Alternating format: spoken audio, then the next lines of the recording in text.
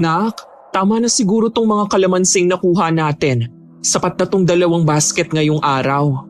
Nay, ano kaya kung gawin natin tong calamansi juice at ilagay natin sa bote? Mas marami po siguro tayong kikitain. Naisip ko nga rin yun, anak. Kaso nga lang wala pa tayong mga gamit. Kung mag-uumpisa ng ganyang negosyo, dapat may sapat na puhunan. Wala naman akong uutangan eh. Ang kailangan nating gawin sa ngayon ay ibenta ang mga bungang to. Pwede naman po nating gawing palamig, Nay.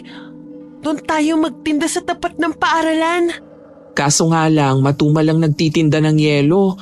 Yung mga nakikita mong nagbebenta ng palamig, may mga refrigerator sila. Tayo wala. Huwag kang mag-alala, Nay. Paglaki ko, ibibili kita ng refrigerator. Tapos, magpapatayo ako ng tindahan. Para hindi na po tayo mahirapan sa pagtitinda ng kalamansi kung saan-saan.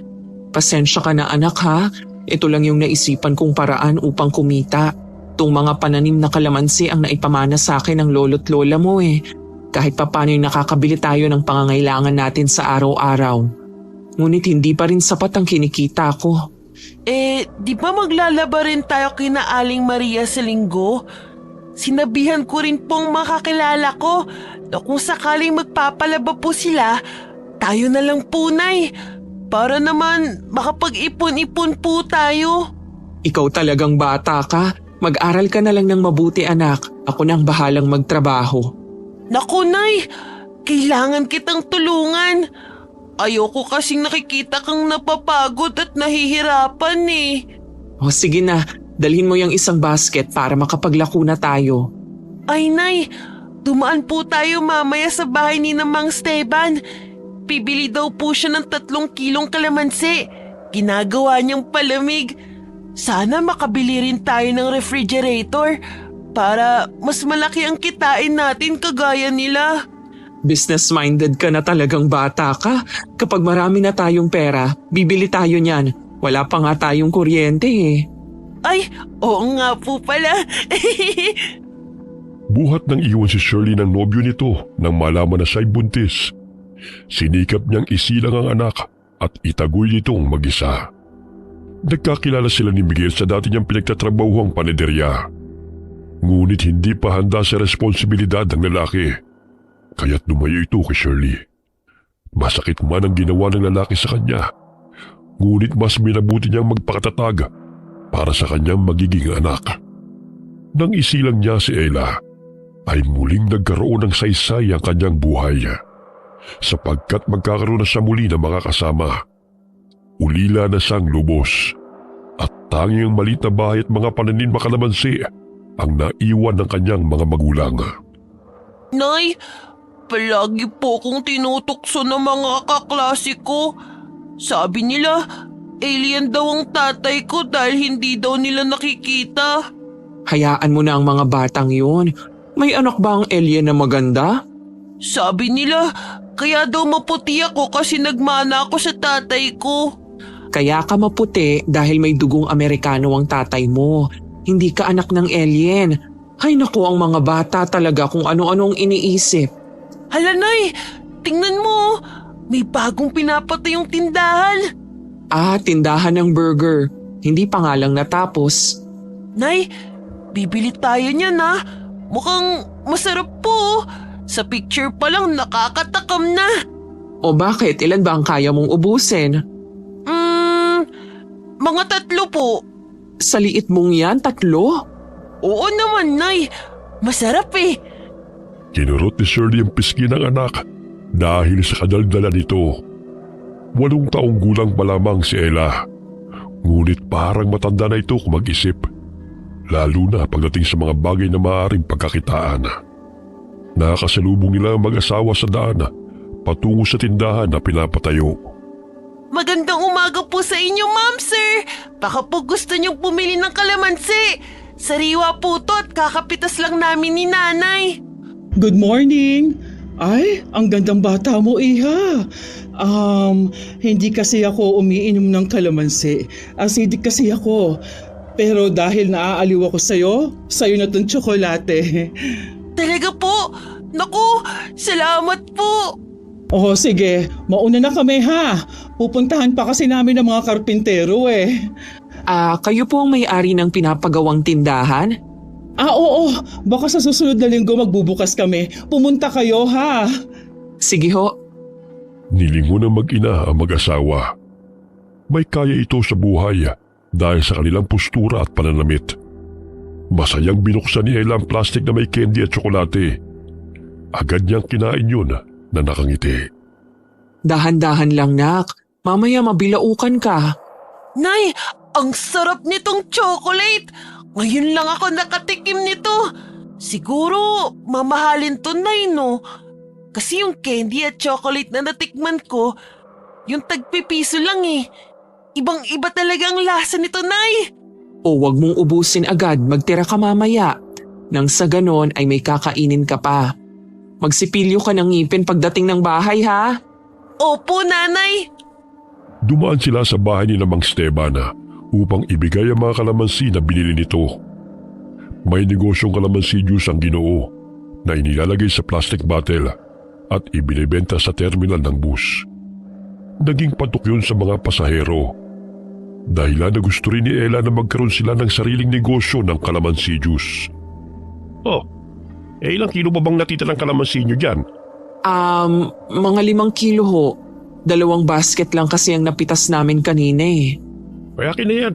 Nang sa gayon na hindi na kayo mahirapan pang magbitbit niyan. Mang Steban, magkano po bang bili nyo sa refrigerator? Uy, bakit mo naman naitanong yan, Ella? Kasi po, bibili din po ko niyan kapag nakapag-ipon na ako. Para po gagawa din po ako ng sarili naming kalamansi juice at ibebenta sa mga pasahero.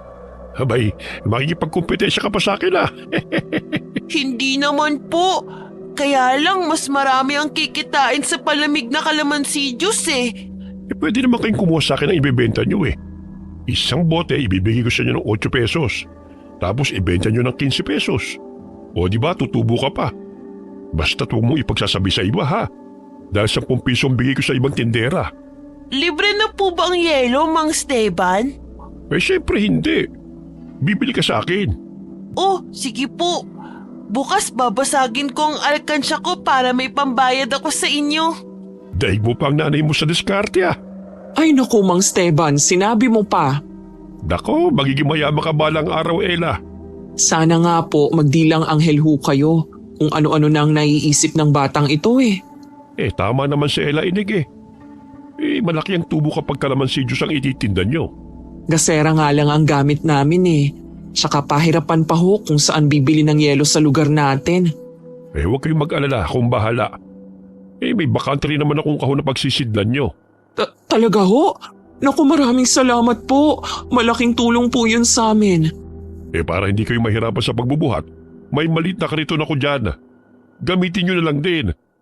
Huwag nyo lang sasabihin sa ibang kumukuha sa akin ng libre ang yelo ha. Mami, humingi sa akin ng mga yon, malulugi na ako. Ay hindi po, Mang Steban. Makakaasa ho kayo. O di ba, Nay? Sabi ko na sa'yo nun na mabait yang si Mang Steban eh. Marami-rami naman po akong naipon.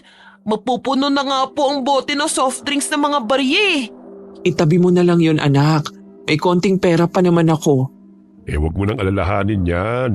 Bibigyan ko na lang kayo bukas ang ititinda nyo at ibalik nyo na lang sa akin ang puhunan. Pwede ba yon? Naku, totoo po. Maraming salamat po talaga, Mang Steban. Bago ko nga pala makalimutan, itong bayad sa 8 kilong kalamansi Matagal nang nagtitinda ng kalamansi juice si Mang Steban at sa kanya kumukuha ang mga tindera na inilalako sa mga terminala. Naawa siya sa mag-ina kaya't sa kanila na ito bumibili sa tuwing pagbebentahan siya ng mga ito. Kahit na may ibang suki siyang nagdi-deliver ng mga kalamansi. Gayunpaman, napalapit na siya sa mag-ina, lalo na sa batang si Ella. Nay, makakapagtinda na po tayo ng kalamansi juice. Tiyak na marami ang bibili sa atin. Ako po mismo ang mag-aalok sa mga pasahero. Kakantahan ko sila at sasayawan. Ikaw na bata ka? Kung ano-ano nang pinagagawa mo para lang kumita. Siyempre, Nanay, para makakain naman tayo ng masarap kung marami na tayong pera. Palagi na lang kasing tuyo o di kaya sardinas ang ulam natin eh. Pakiramdam ko tuloy, tinutubuan na ako ng kaliskis. Parang libag naman yan eh.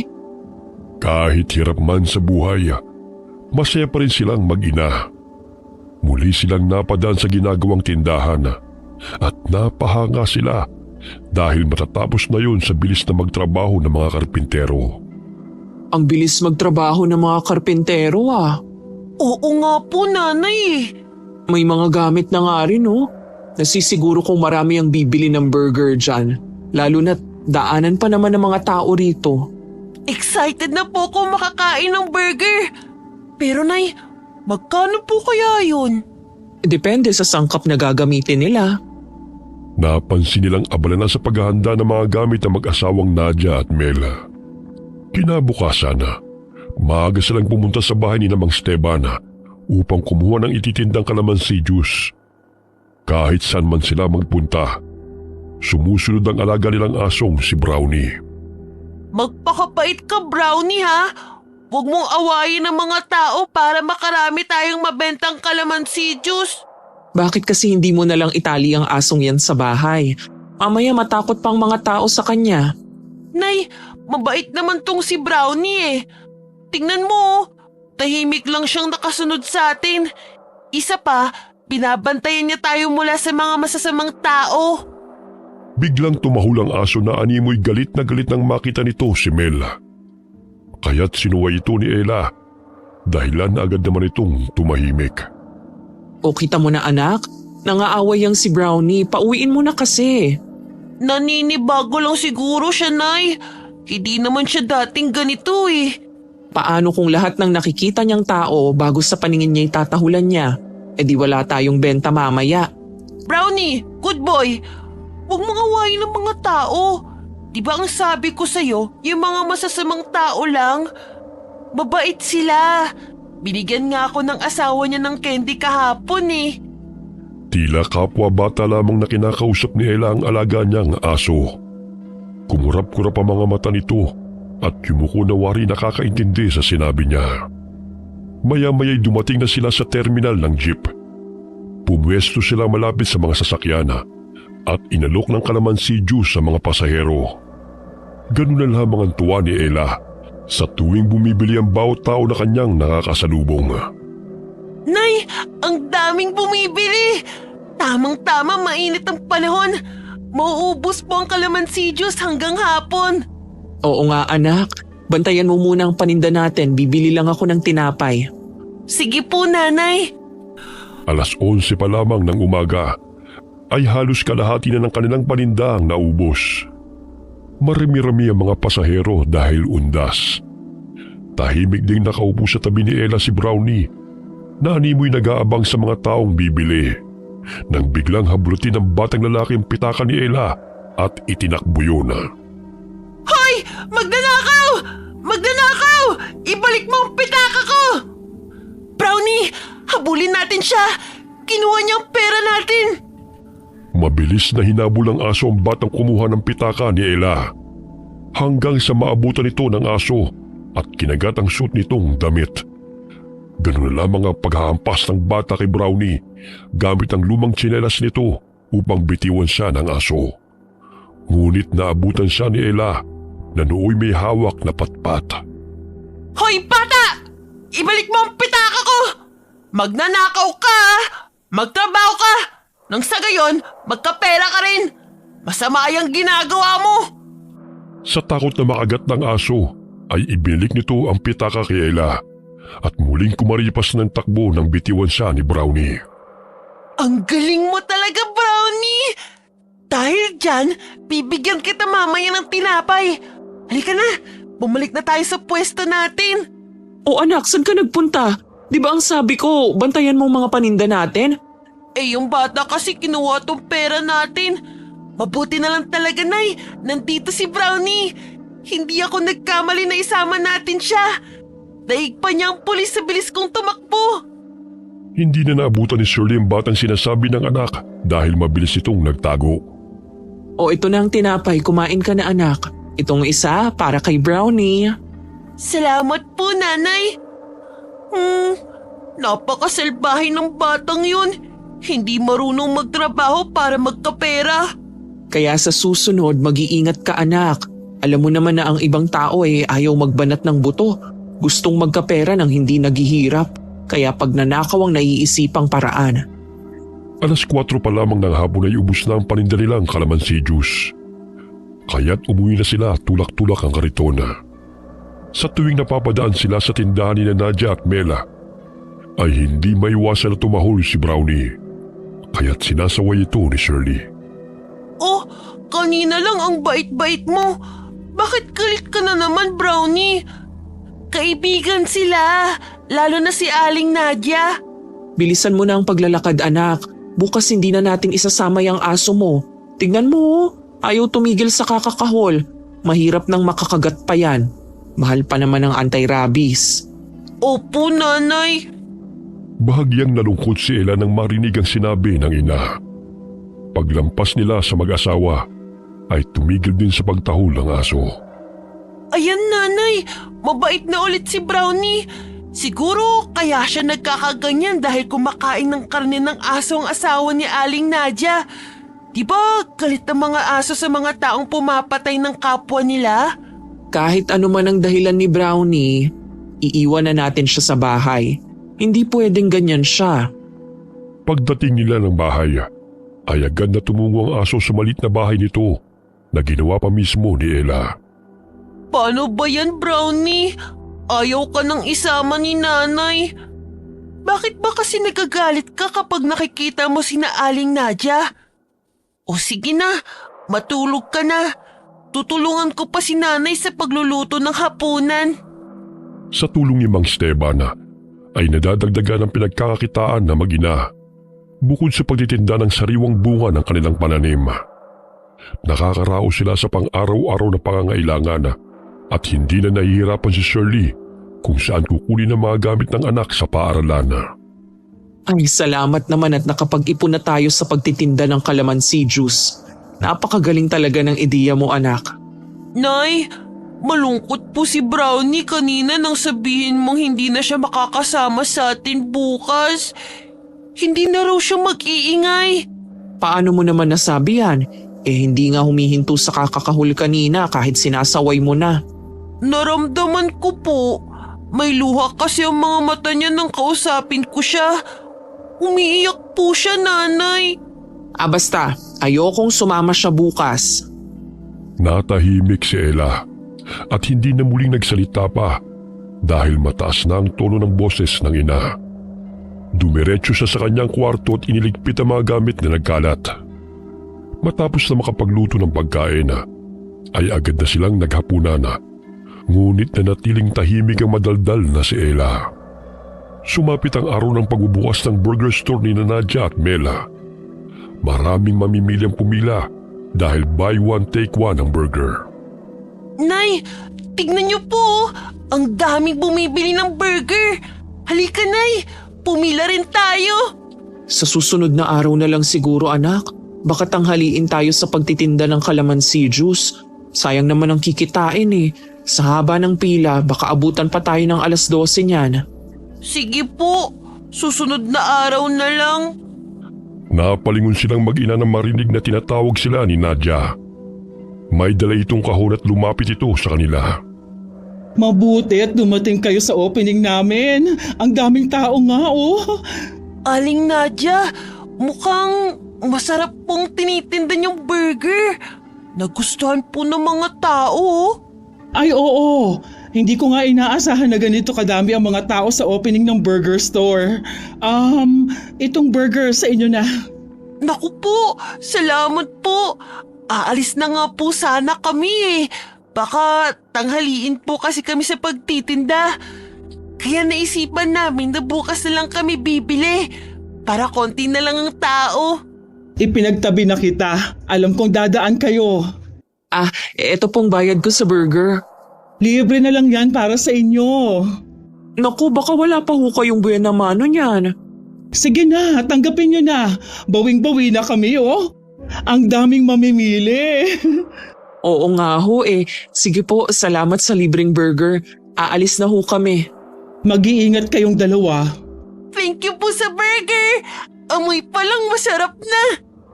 Kakagati na sana ni Ella ang burger nang biglang itinulak siya ni Brownie. Dahilan na mabitiwan niya ang pagkain. Tila ba'y galit na galit itong kumakahula at gustong sugurin si Nadia. Kaya't binato siya ni Shirley dahil ayaw magpaawat ng aso nila. Brownie, shoo! Ano bang ginagawa mo?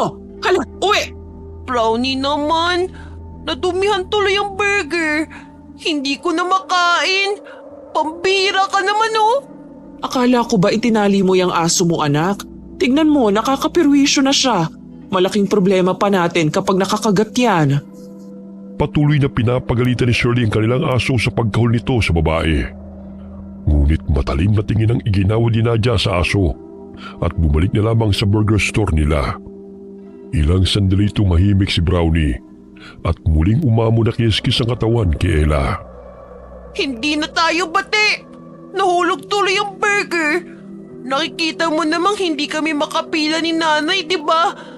Bakit mo ko tinulak? Sumusobra ka na sa pagiging makulit at matigas ng ulo mo, Brownie. Nakasimangot na inirapan ni Ella ang aso at iniwan. Animoy nakakaintindi ito at lumakad pa uwi habang ang mag-inay patungo sa bahay ni Mang Esteban upang kumuha ng mga paninda.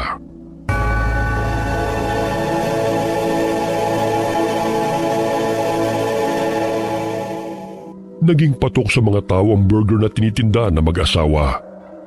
Dinadayo rin ito ng mga mamimili dahil bukod sa buy one take one ay masarap at hindi tinipid sa sahog. Lalo na ang cheeseburger na siyang bestseller nila.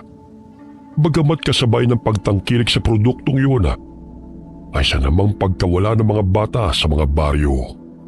O Ella, wag na wag kang lalayo ha? Alam mo bang usap-usapan ngayon ang pagkawala ng mga bata? Balita ko'y may nangingidnap. Opo, Nay. Diyan lang naman ako sa malapit eh. Nay, wala na po pala akong lapis. Bibili lang po ako sa tindahan. O sige, basta bumalik ka kaagad ha? Opo, Nay. Habang naglalakad patungo sa tindahan napansin ni Ella ang mga batang nagkakagulo dahil sa mga candy at tsokolating ipinamimigay ng lalaki. Uy, si Mang Melyon na. Naku, namimigay na naman siya ng imported na tsokolate. Hihingi rin ako sa kanya. Oh, Ella, bakit ngayon ka lang? Wala nang natira para sa'yo. Baka gusto mong sumama sa tindahan. Marami pa akong naibalot doon. Dumating na naman kasi ang package ng kapatid ko galing sa ibang bansa. Kaya naisipan kong ipamigay ang mga candy at tsokolate sa mga bata. Ay, sayang. Hindi ako nakaabot. Hoy, halika sa tindahan. Kukuha tayo ng para sa'yo. Baka kasi hanapin po ako ni nanay eh. Ang sabi niya, wag daw po akong lalayo. Huwag kang mag-alala. Ihahatid naman kita uli rito eh. At saka paparating na naman si Nadia. May binili lang siya sa Divisoria. Saan pala ang punta mo? Bibili po ako ng lapis. Maikli na po kasi yung akin eh. Naku, huwag ka nang bumili. May pinadalang school supply sa package ang kapatid ko. Itinabi ko yun at iniisip ko pa kung kanino ko ibibigay. Ay tamang-tama, kailangan mo pala. At saka may manika at laruan na kitchen set pa. Gusto mo ba yun? Ay, opo. Ibibigay niyo po ba talaga lahat sa akin yun? Ay, siyempre naman. Alam mo namang wala kaming anak ni Nadia eh. Para mapunan ng pangungulila ng asawa ko. May mga collection siyang laruan. Pero bibigyan kita dahil ang dami naman nun. Nandiyan na pala siya. O Ella, kumusta? Good afternoon po, Aling Nadia. Pasensya na po kayo sa inasal ni Brownie kanina. Pinagalitan ko na po siya. Nako, walang anuman yon. Nanibago lang ang alaga mong aso sa akin. Ay, siya nga pala, mahal. Sasama pala sa atin si Ella dahil ibibigay ko na lang sa kanya yung mga school supplies na tinabi ko. At saka naubusan siya ng tsokolate. Ah, ganun ba? O siya, tara na. Dahil sa pananabik, hindi na naalala ng bata na muli magpaalam sa kanyang ina at agad na sumakay ng kotse na mag-asawa. Ang tanging nasa isip niya ay ang mga laruan at mga candy na ibibigay sa kanya. Pumasok sila sa burger store. Malaki-laki ang lugar na yun. Maaga po kayong nagsara? Ay oo, kinulang nga ang burger na luto namin eh. Kaya kailangan naming damihan ng karne. Mang Mel, bakit isinara niyo na ho ang pinto? Para walang makakita na marami kaming ibinigay sa'yo. Mamaya mainggit yung mga batang mapapadaan, di ba? Matalim ang tingin ng mag-asawa sa kanya. Nakaramdam na siya ng kaba, kaya tumayo siya mula sa pagkakaupo at tinungo ang pintuan palabas ng burger store. Babalik na lang po ko sa terminal. Baka hinahanap na po ko ni nanay eh. Bakit Ella? Ayaw mo ba ng laruan at candy? Eto lahat ng ito ay para sa'yo. Kunin mo na, Ella. Para sa'yo lahat ng yan. Napawi ang kabang nararamdaman niya nang makita ang isang karton ng laruan. May school supplies at mga candy sa loob noon. Ngunit nang damputin niya ang pencil case, ay napansin niyang natuyong dugo roon. May nabasa pa siyang pangalan na nakasulat. Yun ay ang pangalan ng batang narinig niya sa radyo na hinahanap ng mga magulang nito. Nadagdagan pa ang kabog ng dibdib ni Ella nang makita na may hawak na matatalas na patalim ang lalaki habang nakangiting nakatingin sa kanya. Kukunin ko na po to. Ihatid niyo na po ko kay nanay. Hindi ka na makakalabas pa Ella. Dito ka na habang buhay. Pero Aling Nadia, hahanapin po ko ni nanay. Sige na, buksan niyo na pong pintuan. Dahil isa kang makulit na bata, hindi ka nahahanapin ng nanay mo. Mas gugustuhin pa niyang mawala ka nang sa ganon, wala na siyang sakit ng ulo. Hindi totoo yan. Mahal ako ni nanay. Kaya buksan niyo ang pinto pakiusap. Umiiyak na napasandal si Ella sa dingding. Sumigaw siya upang humingi ng tulong sapagkat kakaiba na ang tingin ng mag-asawa sa kanya. Ngunit kahit anong sigaw niya ay walang nakakarinig sa kanya dahil sinigurado ng mga ito na matibay at soundproof ang burger store. Tumakbo si Ella patungo sa isang pintuan at binuksan niya yun. Doon tumambad sa kanyang paningin ng mga gamit ng mga bata at bahagi ng katawan na tinadtada. Hindi. Mga kamay. Ulo ng tao. Pumapatay sila. Ella, huwag ka nang tumakbo pa dahil wala ka nang mapupuntahan pa. Salbahe ka. Hindi ka totoong mabait. Bakit may mga ulo at kamay sa mesa? Sila ang nagpasarap sa burger namin. Kaya huwag mo nang pagurin ang sarili mo sa kasisigaw dahil walang makakarinig sa'yo. Nanay! Brownie, tulong! Aray! Aray! Bitiwan niyo ako! Salbahe ka, Mang Mel! Akin ang puso mo. Alam mo bang yan ang pinakapaborito ko? Nanay! Tulong! Hinambalos ng malaking kahoy ng lalaki ang ulo ni Ella dahilan na dumilim ang paningin ng bata at unti-unting nawala ng malay. Bago tuluyang nawala ng ulirat ang bata, ay narinig pa niya ang tawanan ng mag-asawa. Binuhat ng lalaki ang bata at inilapag sa mesa at sinimulan ng tadtarin ang katawan nito. Samantala, hinahanap ni Shirley ang anak dahil hindi pa rin bumabalik sa kanilang pwesto. Hindi naman kalayuan ang pagbibila ng school supplies kaya nagtataka siya kung bakit wala pa si Ella. Saan na ba nagsusuot ang batang yon? Sinabihan ng wag lumayo eh. Oh, Shirley, bakit nag-iisa ka yata? Nasaan si Ella? Hinahanap ko nga po eh. Nagpaalam na bibili ng lapis pero hanggang ngayon eh hindi pa bumabalik. Kinakabahan na nga po ako. Baka naman naglalaro kasama yung mga bata. Halika, sasamahan kita at hanapin natin siya. Sumapit ang 6:00 ng gabi. Ngunit hindi pa rin nila natatagpuan si Ella. Ganun na lamang ang panginginig ng katawan ni Shirley dahil pakiramdam niya ay may nangyari ng masama sa kanyang anak. Mang Esteban, mag-report na tayo sa pulis baka may kumuha kay Ella.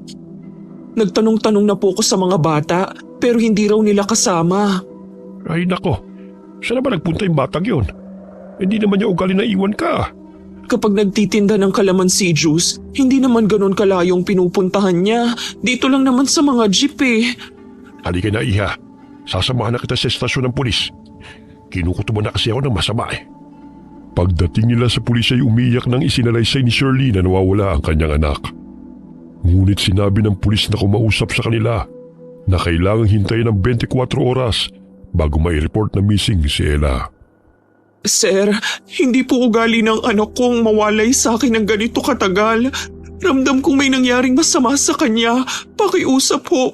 Tulungan niyo ho ako mahanap siya. Hindi ko na mahihintay ang 24 oras para masabi kung may kumuha sa anak ko. Wala tayong magagawa, Ineng. Yan ang sinusunod nilang alituntunin. Tayo na lang munang maghanap ulit kay Ella. Bakit kasi kailangan pang hintayin ng isang araw habang tumatagal ay nanganganib ang buhay ng anak ko? Hindi ko makakayanan kung may nangyaring masama sa kanya. Kumalma ka, Ineng. Baka mapano ka pa niyan. Mabuti pa'y umuwi muna tayo.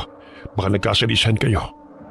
Sigurado si Shirley na wala sa bahay nila si Ella dahil hindi ugali nun na maunang umuwi. Habang tinatahak nila ang daan patungong bahay, ay bumibigat din ang pakiramdam ni Shirley. Dumaan siya sa burger store at napansin niyang abala sa pagluluto ng burger steak si Nadia. Oh, Shirley, anong nangyari sa'yo ha? Aling Nadia, napansin niyo ho ba si Ella na napadaan dito? Kanina pa kasi namin siya hinahanap pero hindi ko pa rin ho siya nakikita. Ha? Naku, hindi ko napansin. Tsaka madalas naman kayong magkasama, hindi ba? Oo nga po, pero ngayon nawawala po siya. Hindi ko alam kung saan ko hahanapin. Sumasakit na nga ang ulo ko sa kakaisip kung saan siya nagpunte. Pinuntahan ko na ang tindahan kung saan siya bibili ng lapis, pero wala naman silang alam. Baka sumama sa mga kaibigan niya. Kung mapapadaan siya at makikita namin sasabihan ko siya na hinahanap mo siya. Sige ho, salamat po. Lahat ng bahay na kanilang madaanan ay napagtanungan na nila. Ngunit wala ring alam ang mga tao kung nasaan si Ella. Pagdating nila ng bahay, halos humagulgol si Shirley sa kaiiyak dahil wala roon ang anak. Ella, nasan ka na anak? Pakiusap, umuwi ka na. Kasalanan ko to. Hindi kita nabandayan ng maigi. Anak, umuwi ka na. Hindi galit si nanay sa'yo. Iha, huwag ka masyadong panghinaan ng loob. Mamaya mapano ka pa. Tutulungan ka namin mahanap si Ella. Tinawag ni Mang Esteban ang kanyang mga kakilala upang hanapin si Ella. Muling bumalik si Shirley sa terminal. Wala nang mga sasakyan at iilan na lamang ang napapadaang tao. Subalit hindi pa rin ito natagpuan ang anak. Ilang beses na silang pabalik-balik sa terminal at sa kanilang bahay. Ngunit wala pa rin balita tungkol sa bata. Mang Esteban, paano kung isa si Ella sa biktima ng mga kumukuha ng bata? Hindi ko po talaga mapapatawad ang aking sarili. Dahil sa kapabayaan ko'y nawala ang aking anak. Iha, wala kang kasalanan. Alam ko kung gaano mo kamahal ang batang yun. Basta huwag tayong mawalan ng pag-asa. Matatagpuan natin siya. Baka sumama lang sa mga kaibigan niya at naligaw. Hindi ko alam kung nakakain na ba siya o baka hinahanap na niya ako. Hindi pa naman yun nakakatulog kung hindi nakakumot ang kanyang likod. Diyos ko, nasaan ang anak ko? Hindi kami titigil sa paghahanap sa kanya. Sinabihan ko na rin ang mga kakilala ko sa terminal na ipagbigay alam nila sa atin kapag may balita na kay Ella. Maraming kopya ng larawan ni Ella si Shirley at pinaskil niya yun sa bawat poste at pader na kanilang nadadaanan. Lumipas ang 2 araw, ngunit hindi pa rin nila natatagpuan ang bata. Kaya't lumalabo na rin ang tsansa na naligaw lamang ito kasama ng mga kaibigan. Gabi-gabing tumatahol at umaalulong si Brownie. Sa pagpupumiglas nito ay nakawala na naman ito mula sa pagkakatali at gumala na naman. Dahil sa labis na kakaiyak at pagod sa paghahanap kay Ella, nakatulog si Shirley habang yakap ang bag ng anak. Nanay, tulungan niyo po ako. Ayoko po dito. Madilim. Mainit. Hindi po ako makahinga, Nay. Tulong! Anak, nasan ka? Sabihan mo kay nanay at pupuntahan kita. Nanay, mag-iingat po kayo. Ayoko pong matulad kayo sa akin. Mahal na mahal kita. Nak, nasan ka? Naririnig mo ba ako? Ella! Pawisang napabalikwas ng bangon si Shirley mula sa pagkakatulog. Muli siyang napahagulgol ng mapaniginipan si Ella na humihingi ng tulong mula sa di kalayuan. May bahid ng dugo ang mukha at sa likuran nito ay ang ibang mga kabataan na umiiyak. Anak, hindi ako naniniwalang patay ka na. Masamang panaginip lang ito. Pakiusap, umuwi ka na. Ikaw ang buhay ko. Hindi ko kakayanin kapag nawala ka sa akin.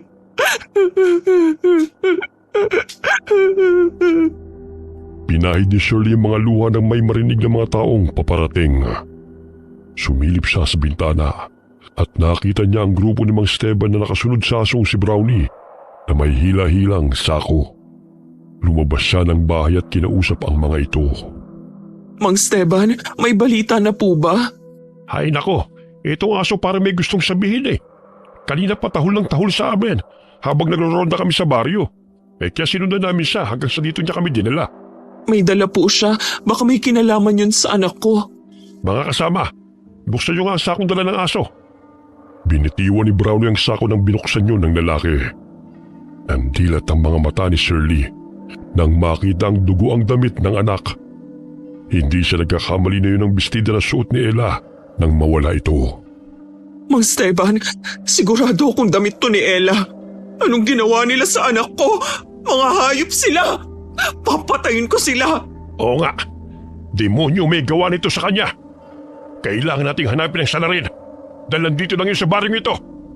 Sundan natin ang aso upang malaman natin kung saan niya kinuha ang sakong ito. Brownie, saan mo to nakuha? Sabihin mo sa akin nang sa gayon ay malaman ko kung nasan si Ella. Halos gumuho ang mundo ni Shirley nang makita ang dugo ang damit ng anak. Ngunit wala roon ang katawan nito. Kinagat ni Brownie ang laylayan ng damit ni Shirley at dinala kung saan ito natagpuan ng dugo ang sako. Sa kalsada sila dinala ni Brownie kung saan walang pamamahay. Siguro dinala rin niya ng ibang mga aso pero kailangan nating i-report sa kapulisan ang natagpuan ni Brownie. Baka tutulong ito sa kaso ni Ella. Kung hindi kikilos sa mga kapulisan, ako mismo maghahanap sa demonyong nanakit sa anak ko. Hindi ko siya mapapatawad. Napadaan ang kotse na mag-asawa kaya napahinto ito sa tapat ni Mang Esteban. Nakibalita ang mga ito at mababanag ang pag-alala sa kanilang mukha. Oh, ano ba ang pinagkakaguluhan niyo rito? Nakita lang dugo ang damit ni Ella. Siguradong nasa paligid lamang ang salarin. Naku, sino naman ang walang pusong yun? Si Ella, nasaan? Bakit damit lamang niya natagpuan niyo? Nakasilid sa sako, pero wala nang katawan ng bata. Ipinagbigay alam niyo na ba yan sa mga kapulisan? Tinawagan ko na. Huwag na kayo mag-alala pa. Siya, mukhang ginagabi na kayo. Baka naabala na namin kayo. Ikinalulungkot namin na nangyaring pagkawala ni Ella. Maging kami napalapit na sa batang yun. Hindi mawari ni Shirley kung bakit galit na galit si Brownie sa tuwing nakikita ang mag-asawa. Sa pagkakataong yun ay hinabol pa nito ang kotse. Palingon-lingon pa ito kina Shirley na gustong sundan siya. Hindi kaya alam ni Brownie kung sinong dumukot sa anak ko? Kinukutuban ako na malakas ang pakiramdam ni Brownie na may kinalaman ng mag-asawang yun sa pagkawala ng anak ko. Saglit na napahinto ang aso sa pagtakbo nang may inihagi si Mel sa lupa. Ngunit paikot-ikot sa kinatatayuan nito si Brownie at doon na lamang tumataol. Anong pinagsasabi nilang natagpuan nilang damit ni Ella? Akala ko ba'y tinapon mo na yon?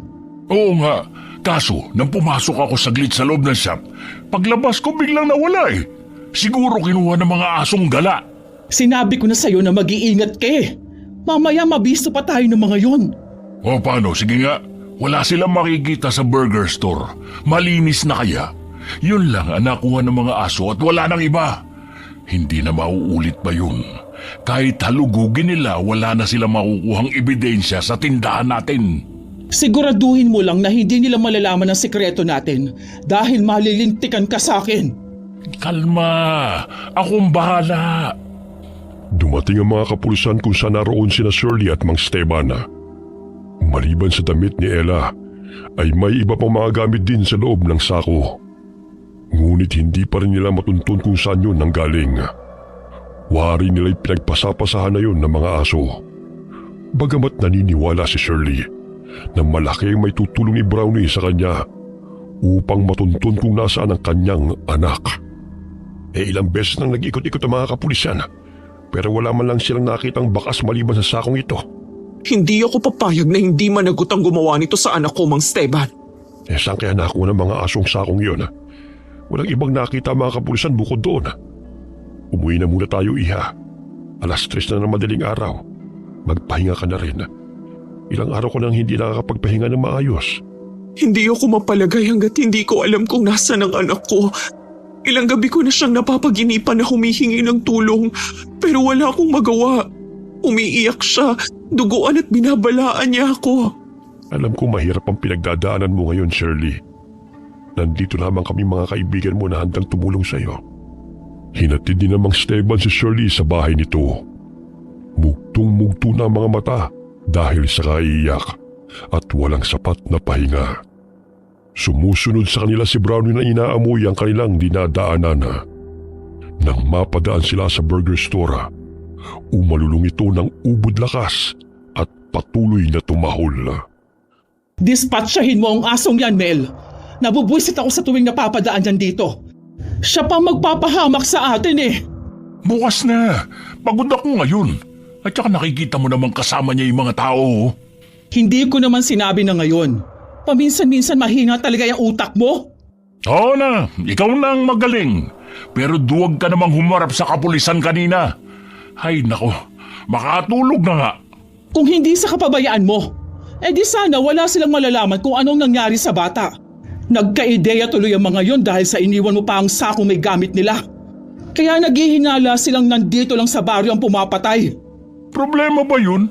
Di umalis na ulit tayo. Simpleng bagay, pinoproblema mo na agad. Matulog ka na nga, pagod lang yan.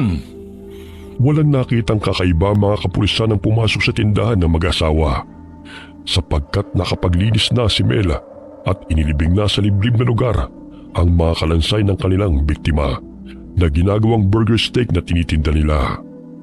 Ngunit bago pa man naipasok sa sasakyan nito ang sako, ay nakuha na ito ng asong gala dahilan na matagpuan yun ni Brownie.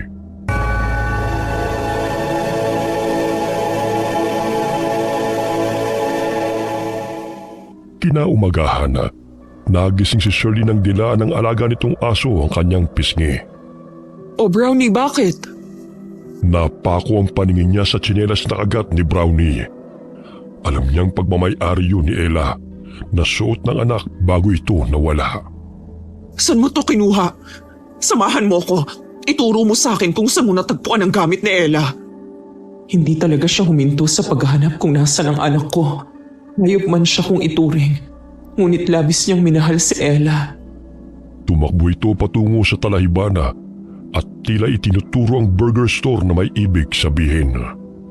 Brownie, alam kong pinaghihinalaan mo na silang kumuha kay Ella. Wala man tayong sapat na ebidensya, pero mamanmanan natin sila. Tulungan mo akong malaman ang katotohanan. Tumigil man ang mga kapulisan sa paghahanap sa anak ko, ngunit magpapatuloy tayo. Muling dinilaan ni Brownie ang binti ni Shirley bilang tugon sa sinabi niya. Ilang sandali pa'y napansin niyang may kinuhang sako si Mel sa sasakyan nito. Katulad ng sako na kanilang natagpuan na pinagsidlan ng mga duguang gamit. Nanginginig ang buo niyang katawan ngunit hindi siya maaaring gumawa ng hakbang ng padalos-dalos. Umuwi na tayo, Brownie. Mamaya matunugan pa nila na pinagdududahan natin sila.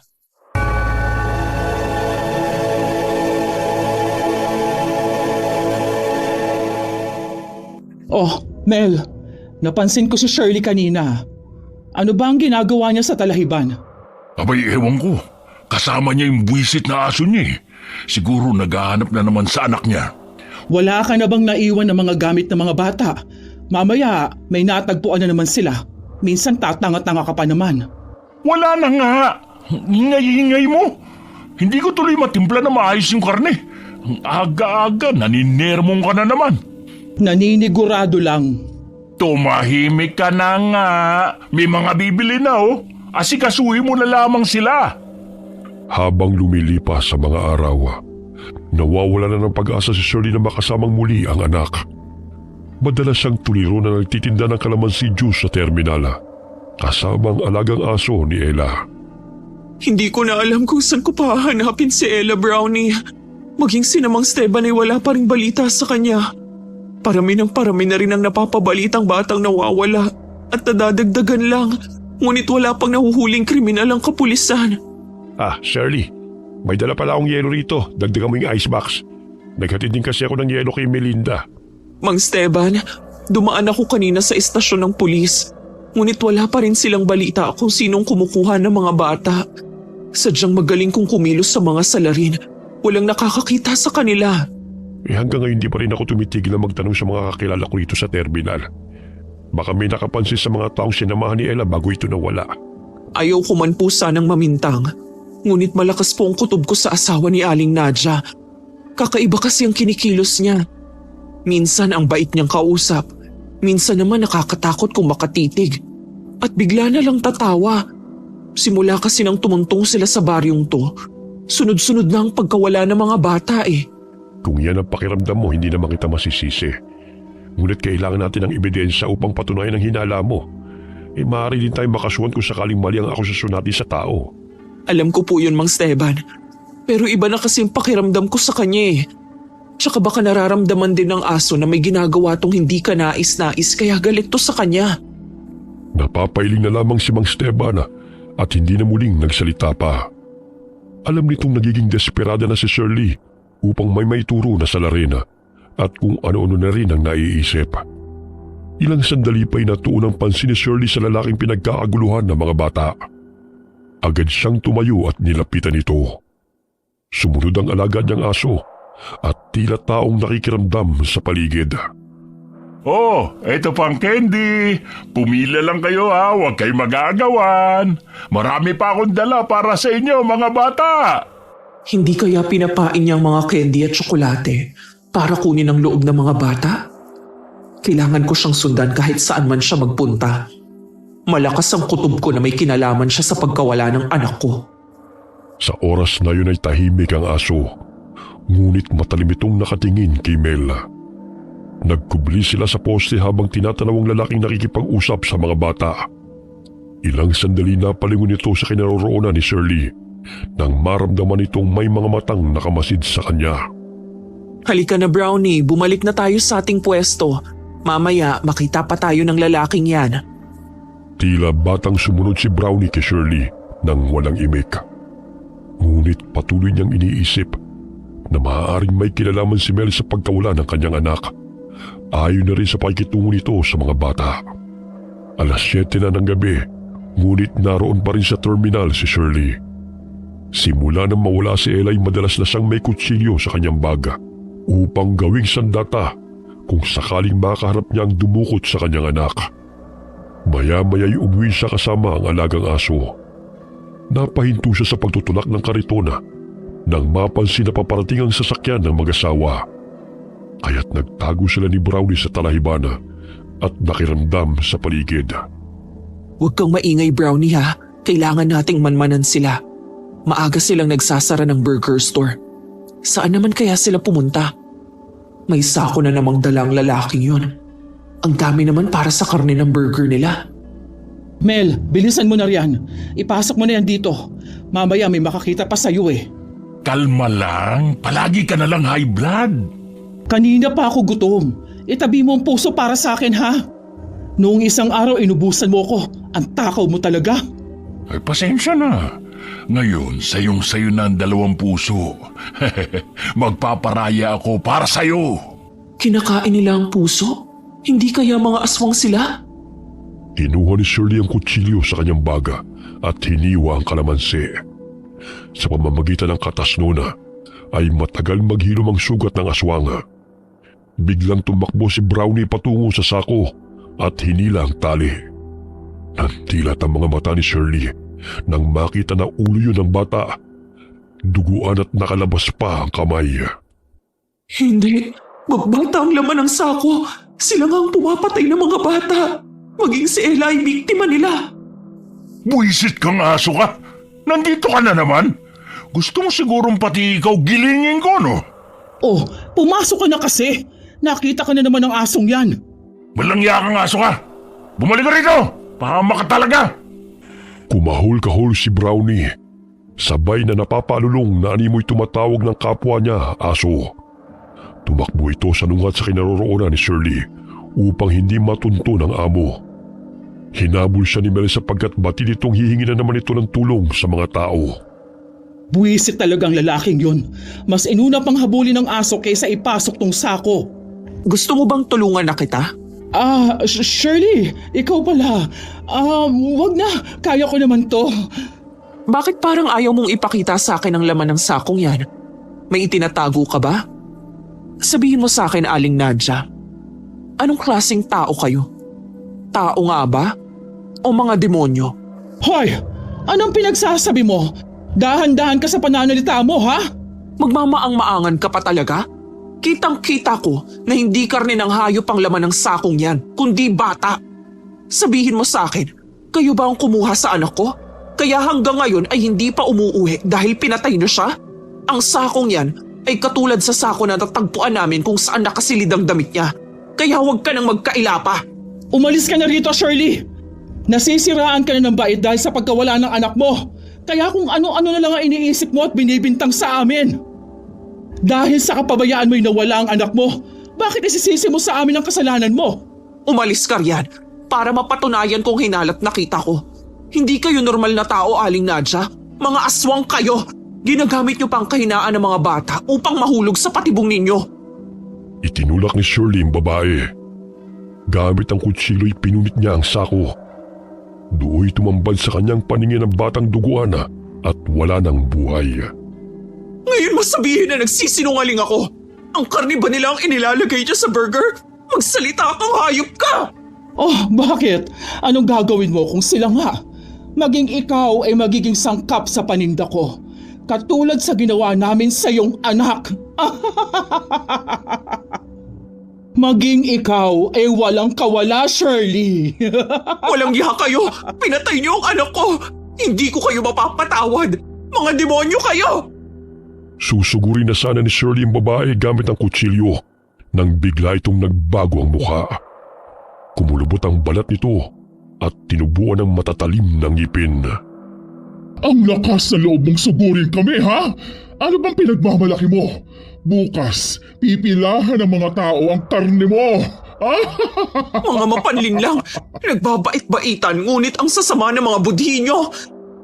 Malalaman din ng mga tao ang sikreto ninyo. Magbabayad kayo sa pagpatay nyo sa anak ko! Yun ay kung kaya mo ko. Sinugod ng babaeng aswang si Shirley. Mabuti na lamang nakailag siya sa matatalim na kuko ng aswang. Napasandal siya sa dingding at dumampot ng bato sa lupa at inihagis yun sa papalapit na aswang. Ngunit nakailag rin ito habang tumatawa. Sugod ka ng sugod, ngunit wala ka rin namang laban. Hindi ako mapapatay ng kutsilyong yan. Bilib ka talaga sa sarili mong hayop ka? Sige, magmayabang ka lang dahil ikaw ang tatagtarin ko! Huwag mong ubusin ang pasensya ko dahil masama akong magalit. Alam kong wala kayong awa, kaya nga pinatay ninyo ang anak ko. Sinakal ng aswang si Shirley, dahilan na mamilipit siya sa sakit. Ngunit buong lakas niyang sinaksak sa mata ang aswang, dahilan na mabitiwan siya nito. Aray! Walang hiya kang babae ka! Ang mata ko! Ang sakit! Akala mo siguro hindi kita lalabanan, ha? Pinapahirapan niyo mga bata. Pwes doble ang ipaparamdam ko sa inyong mga animal kayo! Kailangan kong maghanap ng sandatang magagamit sa kanya. Malakas siya at hindi kakayanin ng kutsilyong ito. Tama, sa kusina nila. Pumasok ng burger store si Shirley at tinungo ang kusina. Dooy tumambad sa kanyang paningin ang tinadtad na bahagi ng katawan ng mga bata. May mga giniling na naroon sa palanggana. Halos hinalukay ang kanyang sikmura. Kinuha niya ang patalim na ginagamit sa pagtadtad ng karne at muling lumabas ng burger store. Ikaw na mismong naghahanap ng paraan ng ikasasawi mo. Akala mo ba'y makakalabas ka pa rito, ha? Hindi ka talaga nag-iisip. Sa bagay, mangmang ka at uto-uto kagaya ng anak mo. May hangganan din ang kasamaan ninyo. Dito pa kayo naghasik ng lagim sa baryo namin, ha? Bakit hindi na lang kayo nakontento sa laman ng hayop? Bakit kailangan nyo pang pumatay? Idadamay nyo pa sa kahangalan nyo ang mga tao at ipapakain nyo pa sa kanilang laman ng mga biktima ninyo. Wala ka nang pakialam doon. Sabihin mo na ang gusto mong sabihin. Dahil bukas na bukas, ang karne mo naman ang malalasahan nila. Isa-isang inihagis ni Shirley patalim sa aswanga. Ngunit nakakailag ito. Sinipa nito ang mesa dahilan na maipit si Shirley. Ngunit pilit niya itong itinulak upang makawala. Muli niyang ibinato sa aswang ang kawali dahilan na matamaan ito sa mukha. Kaya't nagkaroon siya ng pagkakataon na makawala sa pagkakaipit ng mesa. Lahat ng patalim na kanyang mahawakan ay pinapatakan niya ng katas ng kalamansi upang makaramdam ng sakit ng aswanga at matagal maghilom ang sugat. Hinataw niya ng patalim ang binti ng aswanga dahilan para pumalahaw ito. Aray! Tigilan mo yan! Akala mo siguro, basta-basta mo na lang akong mapapatay. Sisiguraduhin ko muna na maghihirap ka kagaya ng ginawa mo sa anak ko. Kasabay ng pagsaksak sa aswanga ay paulit-ulit rin niya itong pinalo ng kawali. Ilang sandali inilagay niya ang kamay ng aswang sa makina ng gilingan at pinaandar yun. Ganun na lamang ang malakas na palahaw ng aswanga dahil sa nadudurog ang mga buto nito sa kamay. Tigilan mo yung babae! Ihinto mong pagpapaandar ng makina! Hindi! Kulang pa yan bilang kabayaran sa pasakit ng mga batang pinatay ninyo. Pinatay niyo ang anak kong punong-puno ng pangarap sa kabila ng kahirapan. Kahit patayin ko man kayo, hindi pa rin maibabalik ang buhay niya. Pero matitigil lang kahibangan ninyong mag-asawa. Walang hiya kang babae ka! Napatigil sa pagpapaandar ng makina si Shirley nang marinig niya ang boses ng mga taong papasok sa burger store. Dahil sa ingay, nakiusyoso ang mga ito, kaya't sumambulat sa kanilang paningin ang naghihingalong aswang at ang galit na si Shirley. Shirley, sino ang taong yan? Saka may mga bangkay ng bata sa labas ng tindahan. Mang Esteban, kailangan nating patayin ang aswang na to. Silang mag-asawang pumapatay sa mga bata, maging sa anak ko. Mga aswang sina Nadja at Mel. Hindi totoo yan! Baliw na ang babaeng yan at sa amin isinisisi ang pagkamatay ng kanyang anak! Hulihin na siya dahil sa ginawa niya ito sa akin! Tumahimik ka! Ikaw ang dapat na hulihin dahil sa kademonyohan yung mag-asawa. Ngayong nalaman na namin ang sekreto ninyo, hindi na kayo makakatakas pa! Mga kasama, tulungan natin si Shirley. Tama ang hinala niya noon pa man. Kahit nasasaktan may inilabas ng babaeng aswang ang mahaba nitong dila upang ipulupot kay Shirley. Ngunit maagap na binato ni Mang Esteban ang patalim sa bunganga nito dahilan na lumusot yun sa kanyang lalamunan. Mga walang kiya! Kayo! Nakatakas ka man sa kapulisan, ngunit sa akin hindi. Bibigyan ko ng hustisyang pagkamatay ng anak ko. Muling nilapitan ni Shirley ang babaeng aswanga at inundayan ito ng saksak sa dibdib upang siguraduhin na patay na ito. Umaagos ang kanyang mga luha habang ibinabaw niya ang patalim sa katawan ng aswanga. Inatay niyo ang anak ko! Siya lang ang meron ako. Ngunit pinagkait niyo pang makasama ko siya ng matagal. Mga demonyo kayo! Tama na, Shirley. Patay na siya. Halika na. Umalis na tayo rito. Pinatay nila ang anak ko, Mang Esteban. Hindi ko na maibabalik ang buhay ni Ella. Alam kong masakit ang mawala ng anak. Ngunit huwag mo namang pahirapan ang sarili mo dahil sa paghihinagpis. Ayaw rin ni Ella na makita kang malungkot.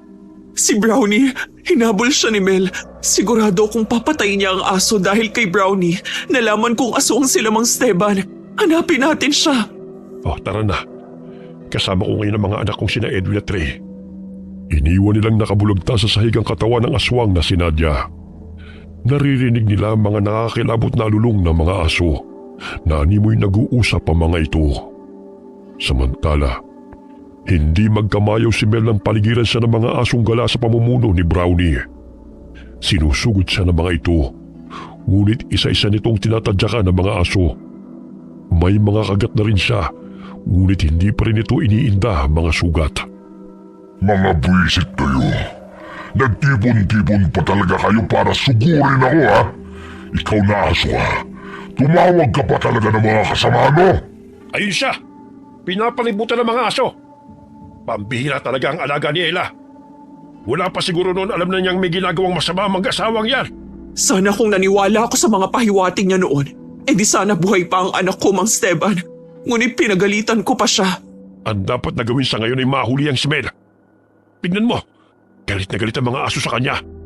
Siguro pati mga aso'y kinakain niya. Mga aswang sila, Mang Esteban. Tatakbo pa sana ang aswang na si Mel, ngunit kinagat siya ni Brownie sa puwet at hinila pabalik. Ay ba! Lintik kang aso ka! Wala kang ginawa kundi ang pakialaman ako. Dahil sa'yo, nagkandaleche-leche na ang lahat. Edwin, Ray, huwag niyong hayaang makatakas ang lalaking yan. Tumawag na ako kina Kapitan. Paparating na rin sila rito. Marami na silang pinatay na mga bata. Yun ang ginagamit nilang pansahog sa burger. Maging ang mga taga-baryo ay pinapakain nila ng mga karne ng kanilang mga biktima. Tapos, ang mga lamang loob ay silang kumakain. Itinulak pa ng aswang si Edwin dahilan na matumba ito sa lupa. Ngunit hinambalo siya ni Ray ng sanga ng kahoy dahilan na matamaan ito sa noo. Umalis ka, lalaki! Kung ayaw mong dukutin ko ang laman loob mo, ayaw mo akong tumakas! Hoy! Bumalik ka dito, Mel! Akala mo siguro'y matatakasan mo ang kademonyohan niyo mag-asawa? Buong puso kayong tinanggap ng mga tao sa baring ito. Ngunit kasamaan pa ang inyong isinukli. Huwag kang makialam, Danda, dahil wala akong atraso sa'yo. Pero sa akin meron, kaya magbabayad ka sa ginawa mo. Buhay ang kinuha mo.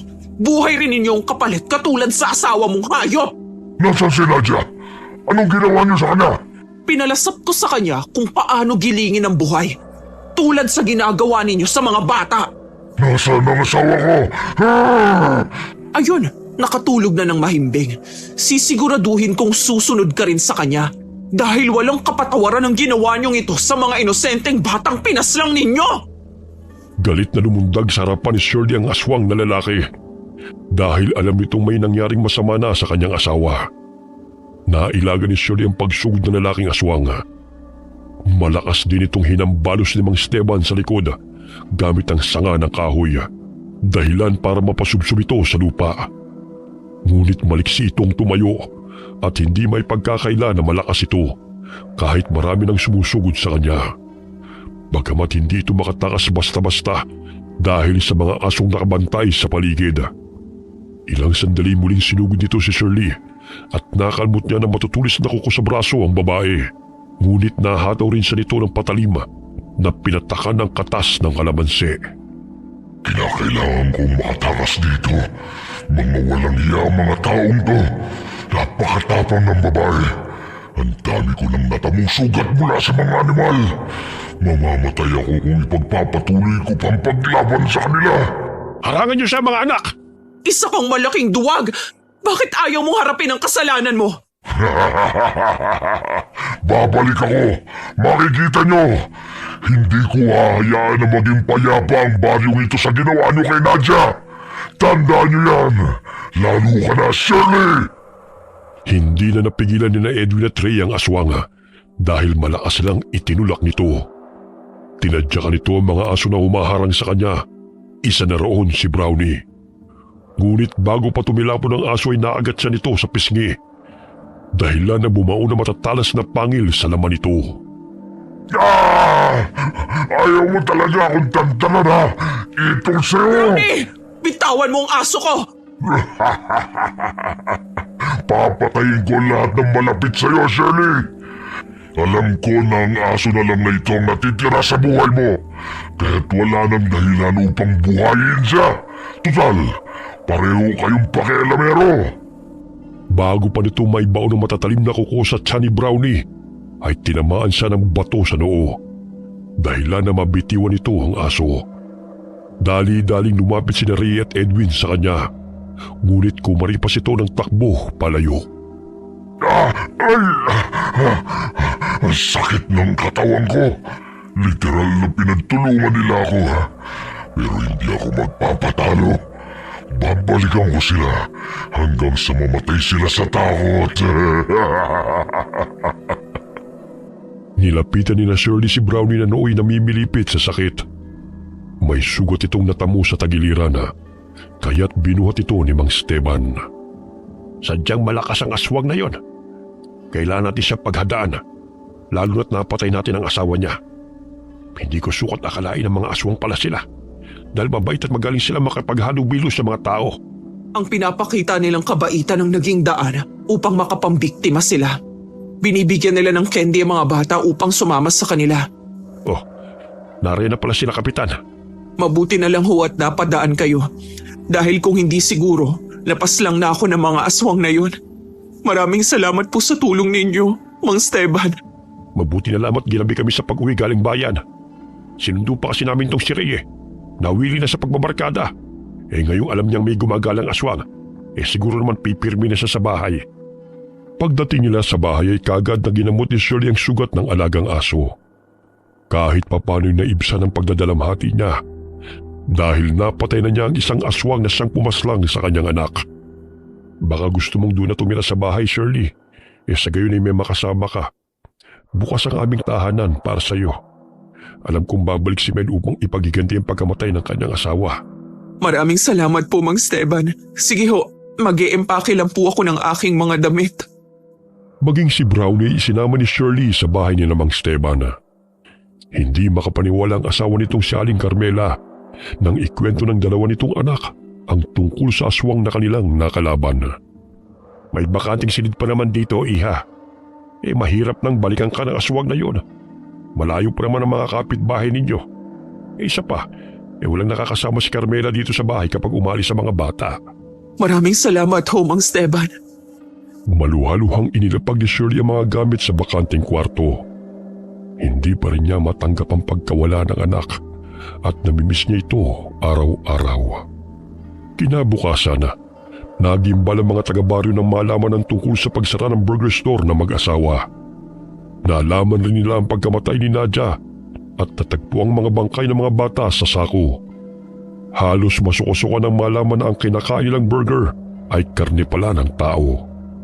Ilang araw na nagpahinga sa pagtitinda ng kalamansi juice si Shirley dahil inalagaan niya si Brownie hanggang sa manumbalik ang lakas nito. Napalingon si Shirley sa talahibana nang may marinig na mga kaluskos. Tumayo rin ang alaga nitong aso at pasinghot-singhot. Lintik na asong yan. Naaamoy na naman ako. Matalas talagang pang-amoy niya pagdating sa akin. Buhay pa pala siya. Muntik na matuklap ang pisngi ko sa kagat ng walang iyang asong yun. Sa bahay ka ni Tanda nakatira ngayon, ha?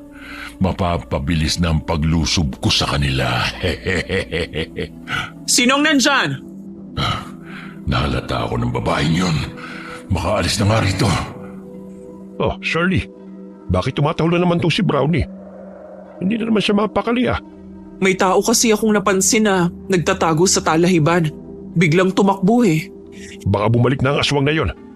Hindi bale, may mga ginawa na akong pangontra laban sa kanya. Maging ang mga kababaryo natin ay pinagsabihan ko na maging alisto. Hindi tayo matatahimik hanggat buhay ang Mel na yon. Ang dami na niyang pinatay sa baryo, maging sa bayan. Kahit na tinutugis na siya ng mga tao, hindi pa rin nagpapaawat. Wala silang kadala-dala. Magkalaman lamang ang kanilang mga sikmura. May mga pinagawa kong tansong patalim sa kapitbahay kanina. Mang Esteban, mainam itong panlaban sa aswang kesa sa pangkaraniwang patalim. may pinatulis na kawain at kris akong sandata rito. Minana ko pa sa aking ama. Kakaibang patalim nga po yan, Mang Esteban. Ilang araw ang lumipas na hindi nagpakita si Mel sa kanila. Bumalik din sa pagtitinda ng kalamansi juice si Shirley sa terminal kasama ang alaga niyang asong si Brownie. Ngunit paika-ika nito kung maglakad dahil sa pilay nito sa paa. Ginabi sila sa pag-uwi dahil hapon na maubos ang kanilang paninda. Sa tuwing napapadaan sila sa saradong burger store, ay naiisip ni Shirley ang paghihirap ng kanyang anak sa kamay ng mag-asawang aswanga. Sobrang miss na kita, anak. Patawarin mo ko kung hindi man kita na ipagtanggol sa kanila. Mahal na mahal kita, Ella. Saglit na napahinto si Shirley sa paglalakada nang may marinig na kaluskos malapit sa kanilang kinaroroonan. Palingon-lingon din ang aso na animoy nakikiramdam sa paligid. Nang bigla itong kumahol na animoy dinidepensahan ng amo. Magkasama pa rin pala kayo ng asong yan, ha? Ngunit sa pagkakataong ito, hindi ko na palalampasin na patayin kayong dalawa kapalit ng buhay ng asawa ko. May gana ka pang gumante sa kabila ng sinapit ng mga bata sa iyong mga demonyo kayo? Alam kong malakas ka, ngunit hindi ako papayag na marami ka pang mabibiktimang inosenteng bata. Dapat nga pasalamatan mo ko dahil wala ka ng sakit sa ulo, di ba? Nakakainis ang mga boses ng mga bata at kakulitan nila. Kaya wala akong pinagsisisihan na pinatay ko sila. Nararapat lang yan sa kanila. Wala silang pinagkaiba sa mga batang nanunukso sa akin noong kabataan ko dahil sa kalagayan ng aking ina. Kaya pinangako ko na papatayin ko sino man ang makukulit na bata na makikilala ko. Maliban sa aswang ka, baliw ka pa. Hindi naman lahat ng batang nakikilala mong nanunukso sa'yo, ah. Sinusunod ko lang ang utos ni Inang. Mas mabuti pang unahin ko sila kaysa masaktan nila ako. Madalas nila akong pinagtatawanan at nilalait dahil anak raw ako ng aswang. Pwes, lahat sila natahimik nang patayin ko sila. Mabait na bata ang anak ko. Bakit pati siya pinatay mo? Nabubwisit kasi ako sa boses niya. Bago pa man nahablot ng aswang si Shirley, sinugod na siya ni Brownie at kinagat sa braso. Dahilan na matumba ito sa lupa at makuha ng babaeng tansong patalim nito sa baga. Muli niya itong pinatakan ng katas ng kalamansi upang masaktan ng aswang kapag nasugatan niya ito. Tarantado kang aswang!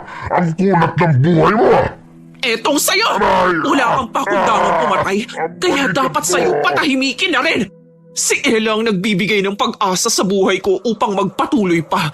Ngunit anong ginawa ninyo? Pinatay niyo sila! Hayop! Bitawan niyo ako! Tumayo ang aswanga, kaya't nabuwal sa lupa sina Shirley at Brownie.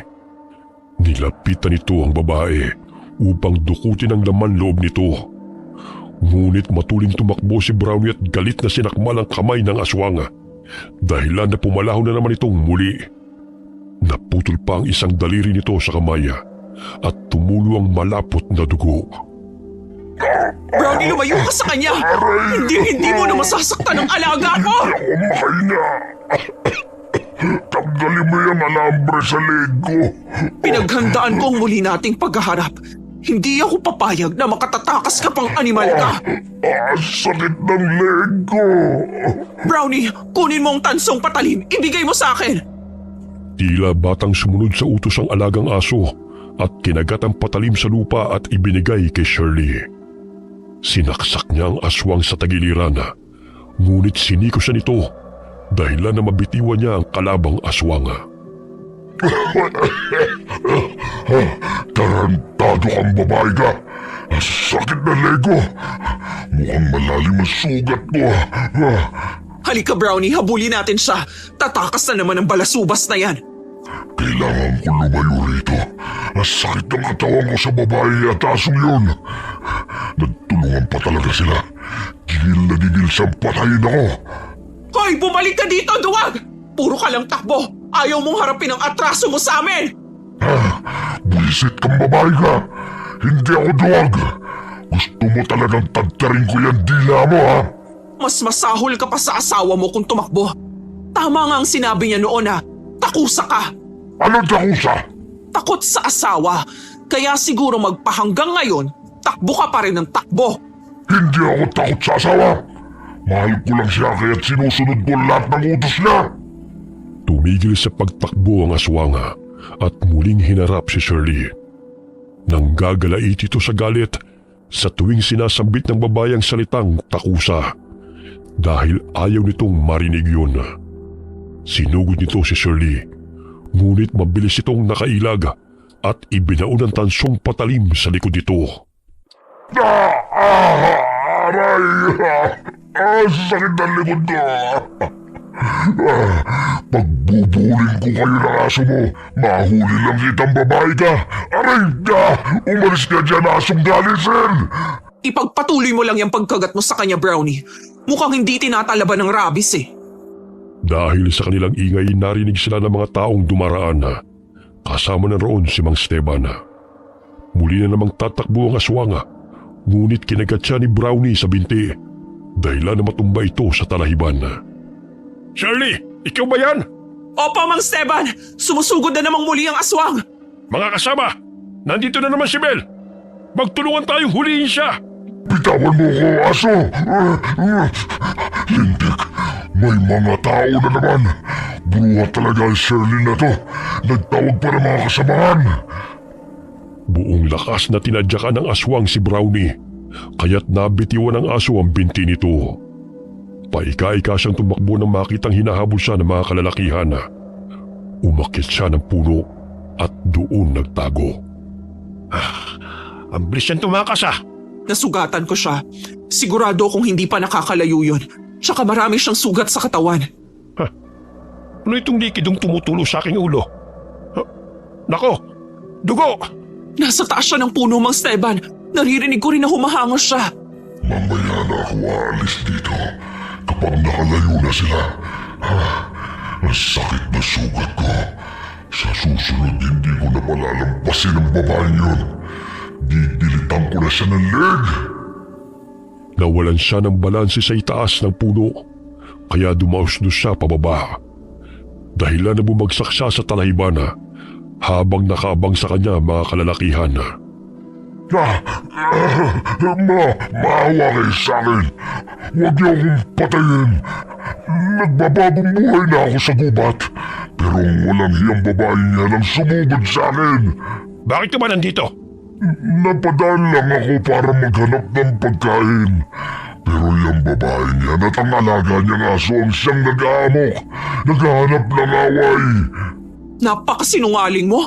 Ikaw nga ang sumugod sa amin at gusto mo pa akong patayin. Wala ka nang kawala ngayong demonyo ka. Tsaka anong pagkain ang hinahanap mo? Gayong nandun ka na nga sa gubat pero pumunta ka pa dito sa baryo. Huwag mong bilugin ang mga ulo namin dahil naghahanap ka na naman ng bibiktimahin. Sige na mga kasama, hulihin niyo na siya. Bitiwan niyo ako mga animal! Ganun na lamang ang pagpupumiglas nito mula sa mga kalalakihan. Tinadyakan nito ang dalawang lalaki na umahawak sa kanya at akmang sasakmalin si Mang Esteban. Ngunit tumalon si Brownie at kinagat ang leg nito ng paulit-ulit.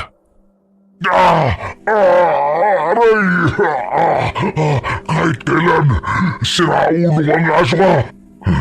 Kayo lang amo mo! Sige Brownie, lapain mo siya! Kagaya ng pagpapahirap niya kay Ella! Maaasahan talaga ang alaga mong asong yan. Hindi nagkamali si Ella sa pagkupkup kay Brownie. Hindi to tumigil hanggat hindi niya nabibigyan ng hustisya ang pagkamatay ni Ella, Mang Esteban. Nagpagulong-gulong sila sa talahiban, ngunit mahigpit ang pagkagat ni Brownie sa aswanga dahilan na mamilipit ito sa sakit. Muli itong umalulung at mabangis ng inatgat ang pisngi ng aswanga at tumatalsik pa ang malapot na dugo nito. Bitawan mo ko, ano ba, aray? Aray!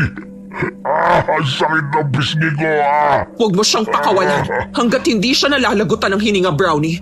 Sila ang dahilan kung bakit hindi na natin nakakasama ngayon si Ella. Isisisi mo pa sa akin ang kapabayaan mo bilang isang ina. Ikaw ang may pagkukulang sa anak mo dahil hindi mo na ibigay ang mga bagay na gusto niya. Kaya yun ang pinain mo sa kanya upang patayin siya at sa ibang mga bata? Wala pa rin kayong karapatan na patayin ang anak ko! Nanginginig ang katawan ni Shirley na nilapitan ng aswang habang hinangat-ngat ng aso ang mukha nito. Lumuhod ito sa tabi ng aswang at walang awang pinagsasasaksak ito gamit ang tansong patalim. Walang iya ka! Ito ang nababagay sa demonyong katulad mo! Hindi ko man maibabalik ang buhay ng anak ko sa pamamagitan ng pagpatay sa'yo. Pero sisiguraduhin kong hindi ka na mabubuhay pa! Walang iya ka! Demonyo ka! Mga buisit kayo. Ikaw, babae, magsama kayo sa impyerno ng mga taong yan. Mamatay ka na nga! Ang dami mo pang sinasabi! Ikaw ang pupunta sa impyerno dahil doon ka nararapat! Tumahimik ka, tanda! Anak, nabigyan na ng hustisya ang pagkamatay mo. Sana matahimik ka na, Ella. Naghukay ng lupa sila Mang Esteban upang doon ilibing ang bangkay ng aswang. Sumapit ang umaga, ngunit tila tulala pa rin si Shirley habang tinatanaw kung saan inilibing ang aswang. Siguro'y matatahimik na ang baryo dahil sa pagkamatay niya. Mahirap magtiwala sa taong hindi natin lubos na nakikilala. Bata lang si Ella, Mang Esteban. Biktima siya ng mapanlinlang na kampo ng demonyo. Ngunit sa pamamagitan ni Brownie ay nalaman natin kung sino ang pumatay sa anak ko at sa ibang mga bata. Tayo na. Kailangan mo na magpahinga. Sigurado kung gutom na rin si Brownie. Mapaklang ngumiti si Shirley sa tugon ng matanda. Hinimas-himas niya ang ulo ng alaga niyang aso dahil hindi siya iniwan nito at matapang na hinarap ang kalabang aswang. Alam mo, Brownie, bilib ako sa katapangan mo. Ipinakita mo sa akin kung gaano mo kamahal ang anak ko. Kaya pinapangako ko sa iyo na aalagaan kita. Ibang klaseng aso yung alaga mo. Ang lakas na makipaglaban at walang inuurukan. Pilay at marami ng sugat ngunit parang hindi nasasaktan. Oo nga po. Dinaig pa ang mga pulis sa paghahanap ng ebidensya kung sino ang pumapatay sa baryo. Hay nako, huwag na tayong umasa sa mga kapulisan. Hindi ko man nilalahat. Ngunit karamihan ay nagpapalaki lamang ng tiyan. Kung wala kang pera, hindi sila kikilos upang tulungan ang mga katulad natin mga dukha. Matagal ng problema yan sa gobyernong to. Hindi umuusad ang kaso kapag walang lagay sa kanila. Ang importante, wala na pong mga aswang na pumapatay sa mga bata. Si Brownie lang pala ang katapat nila. Ipagpatuloy mo lamang ang iyong buhay, Shirley. Alam kong sa pagkakataong ito, ipinagmamalaki ka ni Ella. Sapagkat meron siyang ina na kayang ipaglaban siya at hindi sumuko na bigyan ng hustisya ang pagkamatay niya. Pinalaki mo siyang mabait na bata. Hindi ko man lang naiburol ng maayos ang bangkay niya. Dahil ipinakain ng mga aswang ang laman niya sa mga taong walang kamalay-malay. Ang saklap ng pagkamatay ng anak ko, Mang Esteban.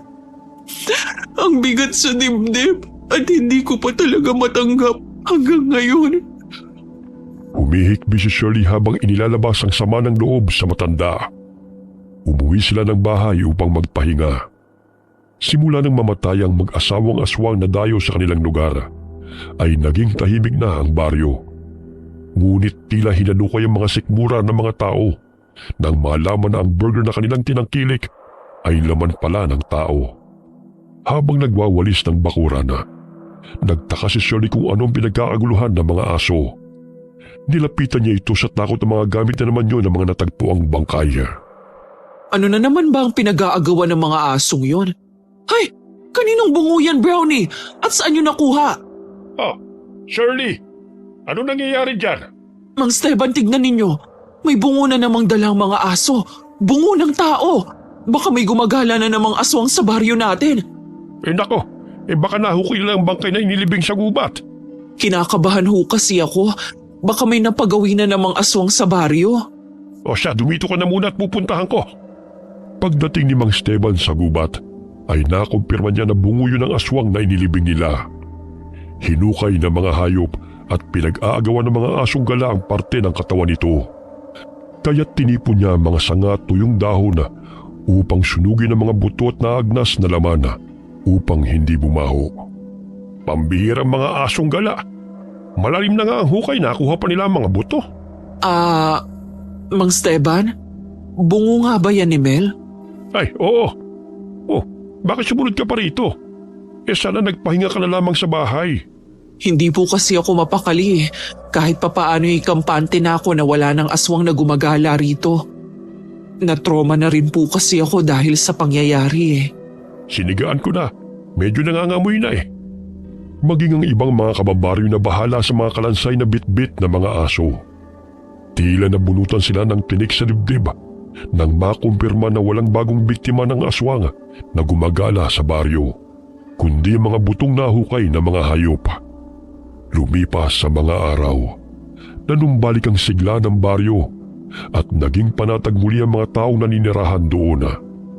Sinira ng mga tao ang burger store bilang alaala ng karumal-dumal na sinapit ng mga kabataang biktima ng mga aswang. Hindi na rin sila kumakain ng karne, maliban sa isda at gulay, sa takot na maaaring laman ng tao ang kanilang kinakain. Bumangon si Shirley mula sa pagluluksa sa pagkamatay ng anak. Unti-unti na rin niyang naisakatuparan ng pangarap ni Ella na magkaroon ng sariling negosyo sa tulong ni Mang Esteban. Nagpatayo si Shirley ng maliit na tindahan ng kalamansi juice sa terminal. Naroon din na madalas na nagbabantay si Brownie na sadyang marunong mangilatis ng mga taong napapadaan kung normal na tao o aswang ang nasa paligid. Wakas.